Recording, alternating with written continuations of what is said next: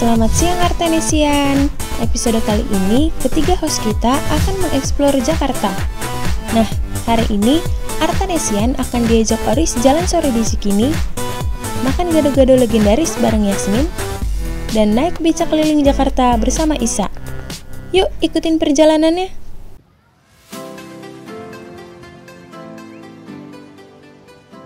Menghabiskan sebagian hidup di ibu kota tidak menjamin seseorang mengenal Jakarta dengan baik. Banyak cerita menarik tersimpan di sini.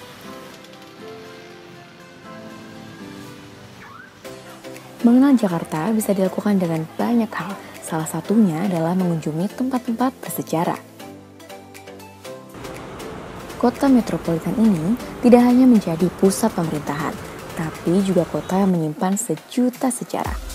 Banyak tempat bersejarah sudah menjadi destinasi wisata, tapi masih banyak juga yang belum terungkap dan terabaikan.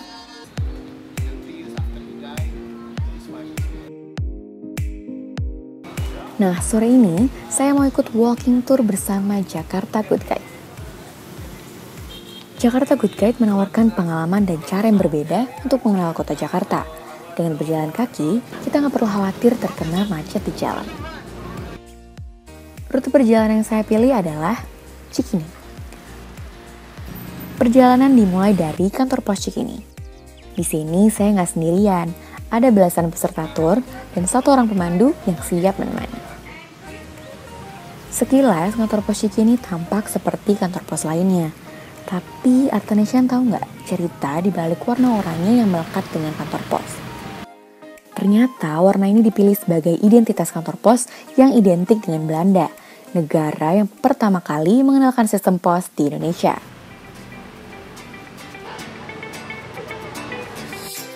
Yuk kita ke destinasi selanjutnya. Nah, kalau yang ini pasti udah gak asing lagi ya, Taman Ismail Marzuki atau lebih dikenal dengan TIM. Di sini ada planetarium, teater kecil, geraha bakti budaya, dan gedung bioskop. Jauh sebelum itu, pada masa kolonial Belanda, tempat ini adalah kebun binatang. Nah, lokasi Cikini yang berada di pusat kota membuat kebun binatang Cikini tidak bisa diperluas. Akhirnya, di masa pemerintahan Gubernur Ali Sadikin, tepatnya tahun 1966, kebun binatang Cikini dipindahkan ke Ragunan.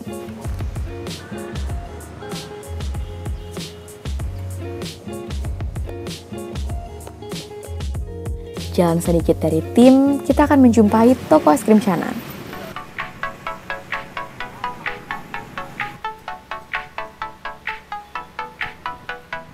Apa bedanya ya sama es krim yang lainnya? Jenis es krim yang dijual di sini adalah es krim sorbet. Jadi agak keras saat pertama kali dibuka.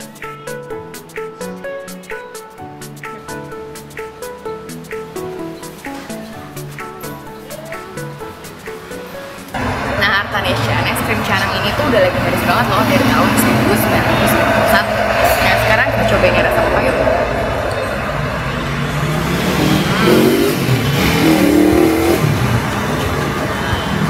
Seger banget. Udah makan es krim, kita lanjut lagi. Yap, sampai juga di Rumah Sakit PGI Cikini. Di dalam kawasan rumah sakit ini ada bangunan megah yang terkenal pada masanya. Ayo, Artenesian ada yang tahu nggak? Bangunan ini adalah rumah milik Raden Saleh, pelukis kenamaan Indonesia. Raden Saleh bisa dibilang sebagai pelukis yang kaya raya. Tidak hanya rumah kastil ini, pada saat itu ia memiliki tanah sampai ke Taman Ismail Marzuki. Ini dia surga barang antik di Jakarta. Yap, tepatnya di Jalan Surabaya.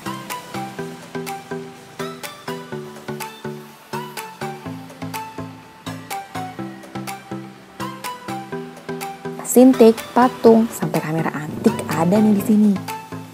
Ada juga wisatawan asing yang menghabiskan waktunya untuk berburu barang antik. Sekarang saya ada di Pasar Antik Jalan Surabaya. Kayaknya semua barang antik yang aku lihat ya.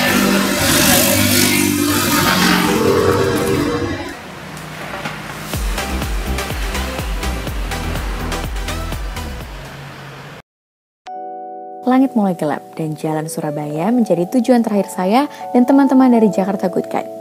Tapi sebelum itu, yuk kita ngobrol-ngobrol dulu sama co-founder Jakarta Good Guide. Saya selalu bilang, untuk menikmati suatu tempat, itu lebih mendingan kamu jalan kaki. Karena di setiap kamu jalan kaki, kamu bisa ngelihat setiap langkah kamu bisa kamu lihat. Ada apa sebelah kiri, ada apa sebelah kanan. Tapi ketika kamu ngelewati naik mobil, itu kamu nggak bisa melihat apa-apa. Selama 100 meter kamu hanya bisa mendapatkan 1 atau 2 spot. Tapi kalau kamu jalan kaki, setiap langkah kamu bisa kamu lihatin. Jakarta memang tidak terkenal sebagai turis objek, tadi aku udah bilang. Tapi sebenarnya cerita di balik ini semua menarik, dan ketika orang mengerti atau mengenal tentang Jakarta, sama aja kita mengenal teman kita lebih dekat sama dia, ngobrol yang banyak, latar belakang dan segala macam. Begitu juga kita kenal dengan kota kita. Ternyata berjalan kaki di Jakarta juga bisa menyenangkan. Panas dan polusi tidak menyurutkan minat dan rasa ingin tahu peserta tur untuk lebih mengenal ibu kota. Berjalan kaki sukses menjadi daya tarik Jakarta Good Guide. Aku suka banget sama jalan kaki, kegiatan jalan kaki itu aku suka. Terus kedua, aku suka banget sama yang namanya wisata sejarah dan ngelihat bangunan-bangunan lama. Ini rute yang aku ikutin yang ke-7 kalau nggak ke-8. Kesannya seru, menarik, banyak hal-hal yang informatif, baik dari segi sejarah ataupun info unik lainnya yang justru kita tahu dengan kita join di Jakarta Good Guide ini gitu.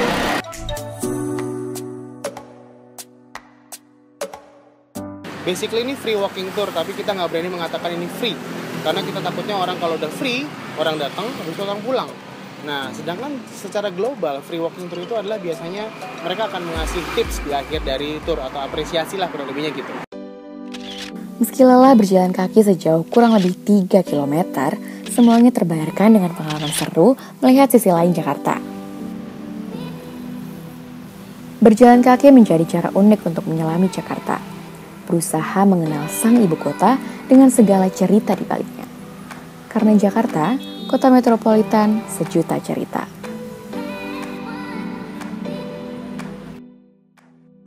Eits, jangan kemana-mana. Abis ini, ada Yasmin yang akan ngajak kita mencicipi gado-gado legendaris yang ada di Jakarta. Tetap di Artanesia.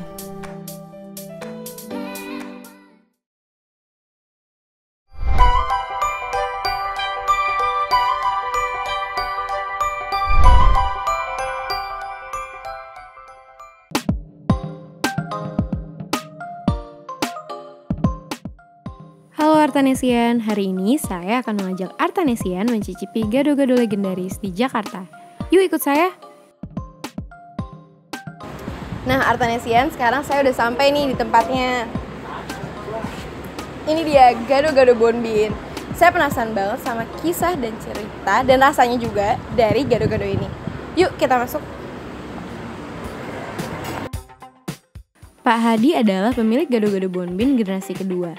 Sebelumnya, usaha ini dijalankan oleh almarhumah ibunya, Lani Wijaya. Awal mulanya ya ibu kan suka makan dan suka masak gitu, suka makan bisa masak. Awal mulanya sih sebenarnya kita kan dulu itu mulai nih cendol mula-mula. Belakang tuh yang udah biasa orang di sini kan dekat sini ada kantor gitu kan. Habis gitu belakangan habis minum-minum katanya mereka mau makan katanya gitu. Nah, belakangan baru bikin gado-gado. Kenapa tuh Pak bisa namanya Bonbin? Karena di sini dulu kan jalan kebun binatang. Jalan kebun binatang dan kebun binatang tuh di sini. Tapi tempatnya dari dulu emang di sini Pak berdirinya? Tempat ini dari tahun 42 Pak. Tempatnya nggak pindah, alamat nggak pindah, tapi ya udah banyak roba lah. Terus apa sih sebenarnya bedain gado-gado Bonbin sama yang lain? Bumbu kita yang paling beda. Apa tuh Pak? Bumbu kacang ya berarti? Bumbu kacangnya nggak digoreng dan kulit arinya dibuang setelah itu dan dimasak bumbunya. Nah, apa sih Pak menjaga cita rasa gado-gado Bonbin ini? Ya kita dari dulu jaga kualitas bahan. Jadi kita tuh nggak pengaruh misalnya, wah ini naik, itunya jadi dirubah, itu enggak. Biar naik kayak apa juga kita nggak robah. Kalau sampai benar-benar kita udah nggak kuat, udah nggak tahu harga jualnya, paling dinaikin. Ini ke satu kualitas bahan yang dijaga dan selalu kita racik sendiri. Nah, Artanesian, sekarang gado-gado pesanan saya udah ada nih. Yang tadi diracik sama Pak Hadi. Di sini ada temen gado-gado saya, ada es cincau hitam. Jadi saya pesan gado-gado pakai lontong dan juga es cincau hitam. Di sini itu ada telur, ada tahu juga, ada tahu, ada lontong, ada kentang. Kita coba yuk, apalagi tadi kata Pak Hadi, bumbu kacangnya itu beda.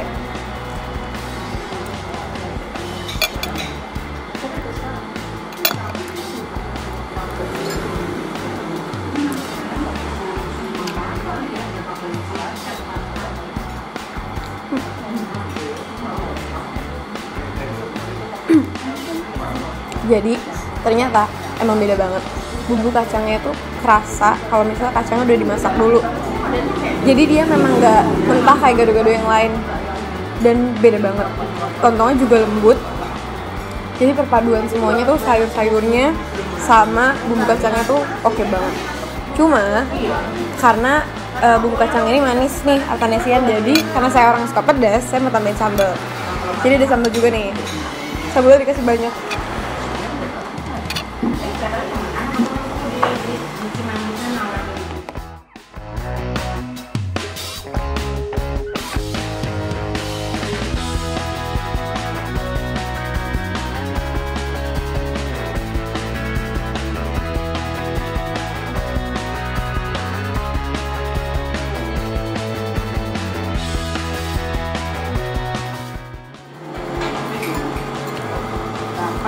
Nah, ini cincau hitamnya mau saya coba.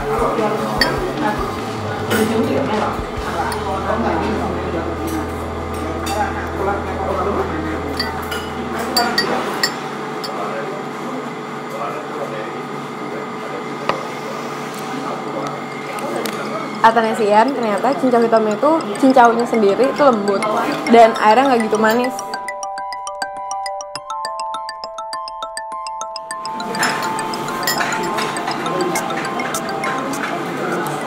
Nah, Artanesian buat harga makanan dan minuman di sini, kalau buat gado-gado harganya itu 33.000, sama kalau buat cincaunya sendiri, cincau hitamnya 13.000. Kisaran harga untuk makanan dan minuman di sini sekitar 2 sampai 40.000. Tapi itu belum termasuk pajak.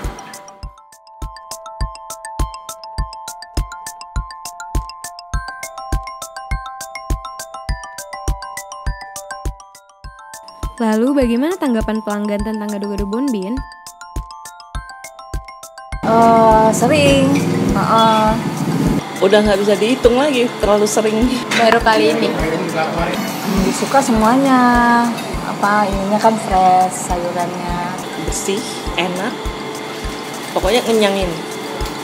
Bumbunya kentalnya pas gitu. Terus manisnya juga pas. Artanesian, tadi saya udah ngobrol sama pemilik gado-gado Bonbin. Cobain gado-gadonya dan minum es cincau. Enak kan? Udah kenyang, kita lanjut lagi keliling Jakarta. Bukan jalan kaki, kali ini kita akan naik becak bersama Isa. Penasaran? Tetap di Artanesia.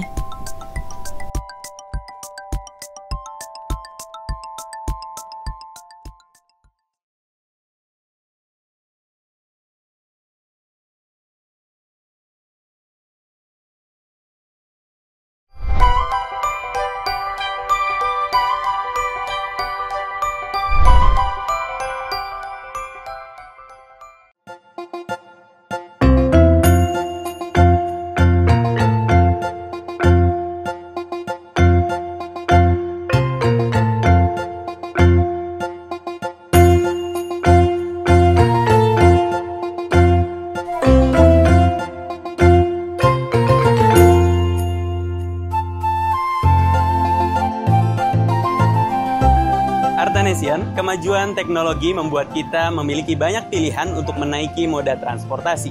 Namun, dari banyak pilihan tersebut, tentunya banyak pula polusi yang ditimbulkan. Nah, hari ini saya ingin mengajak Artanesian untuk menaiki transportasi ramah lingkungan anti polusi, yaitu becak. Ayo ikut saya.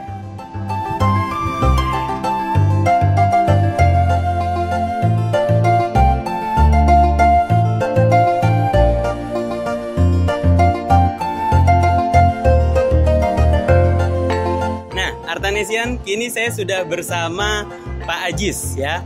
Penarik beca sudah 20 tahun. Tapi kali ini yang menarik beca bukan Pak Ajis, melainkan saya. Ayo ikut.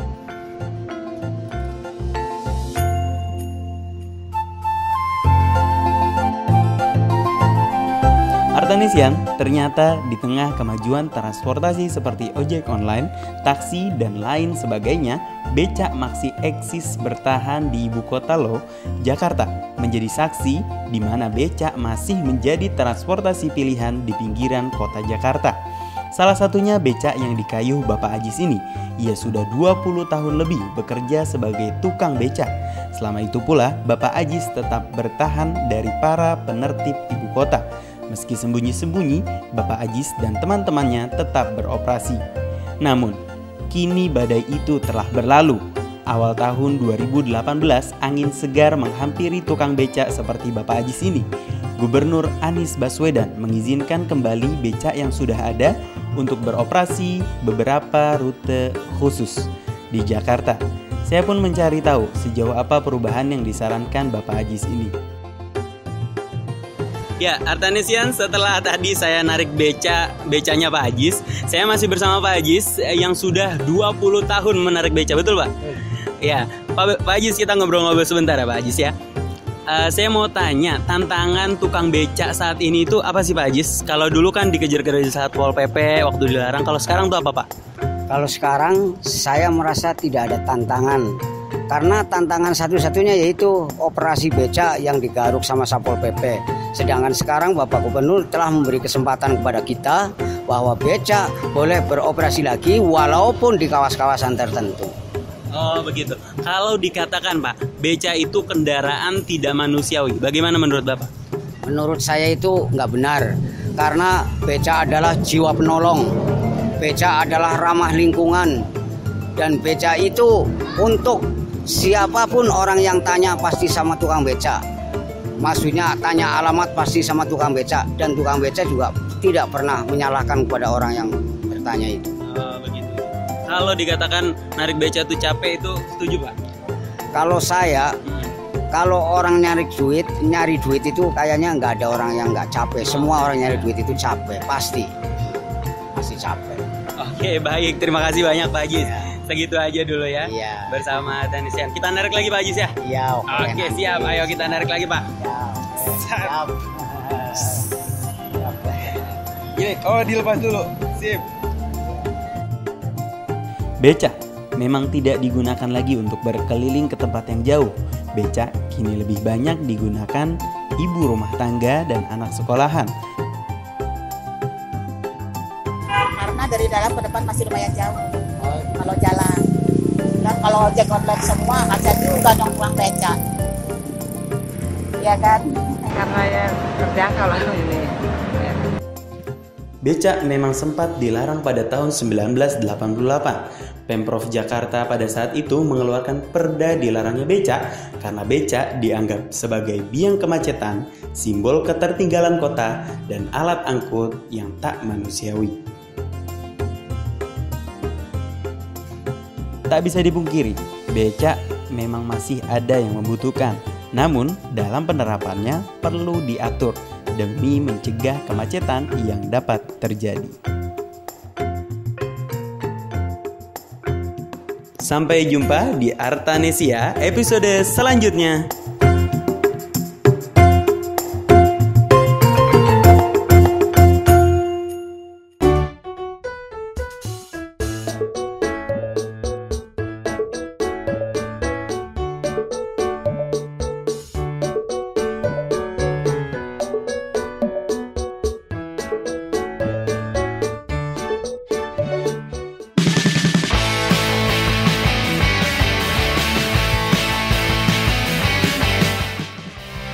Gimana Artanesian? Seru kan perjalanan Oris, Yasmin, dan Isa di Jakarta?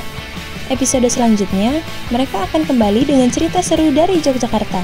Saksikan terus Artanesia hanya di TVUI.